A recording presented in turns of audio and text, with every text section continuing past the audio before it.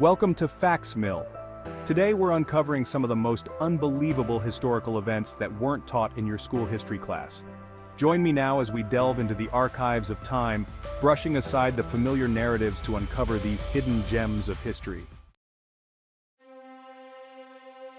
Our first stop takes us to the sun-baked heart of Western Australia, 1932. The world is gripped by economic depression, but here, amidst the vast wheat fields, a different kind of conflict is brewing, the Great Emu War.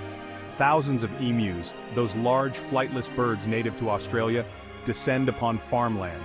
Desperate farmers, already reeling from economic hardship, appeal to the government for help. The Australian government, in a move that would raise eyebrows even today, declares war on the emus. Armed with Lewis machine guns, soldiers are deployed to combat the avian enemy. Emus, nimble and surprisingly resilient, prove difficult targets. Eventually, defeated and ridiculed, the Australian government withdraws, leaving the emus victorious in this bizarre conflict. From the sun-drenched plains of Australia, we journey now to the cobblestone streets of Strasbourg, 1518. Here, in the heart of the Holy Roman Empire, a most peculiar event unfolds: the Dancing Plague. Imagine a summer day in Strasbourg, the air thick with humidity. Suddenly a woman, Frau Trophia, begins to dance in the street. As the days pass, others join Frau Trophia, their bodies seemingly compelled by an invisible force. Dozens, then hundreds, are caught in the grip of this strange affliction. Theories abound: mass hysteria, religious fervor, even poisoned bread are suggested as possible causes. Eventually, as mysteriously as it began, the plague subsides, leaving behind a trail of unanswered questions. Our journey through time takes us now to the Korean Demilitarized Zone, 1976, a place where tensions simmer beneath a fragile peace.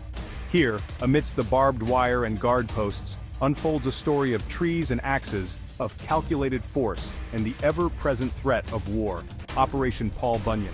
The story begins with a poplar tree, its leafy canopy offering shade over a vital observation post manned by United Nations forces.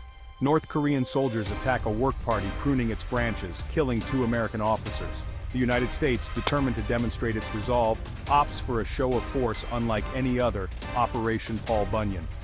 Under the watchful eyes of heavily armed troops, a team of engineers armed with chainsaws and axes sets about felling the tree. The tree falls, a casualty in a war of nerves. Our exploration of history's forgotten corners takes us now to the year 1816, a year that would become etched in the annals of time as the year without a summer. This was a summer silenced by the echoes of a distant volcanic eruption, a summer shrouded in a perpetual twilight. The culprit? Mount Tambora, a volcano on the Indonesian island of Sumbawa, had erupted the previous year, unleashing a cataclysmic explosion. Millions of tons of ash and sulfur dioxide were ejected into the atmosphere, forming a veil that would blanket the globe. As the sun's rays struggled to penetrate the volcanic haze, global temperatures plummeted. Frost blanketed New England in June, crops withered and died, and famine gripped Europe and North America. The altered atmospheric conditions even inspired artists like J.M.W. Turner, whose paintings captured the spectral beauty of those unsettling sunsets.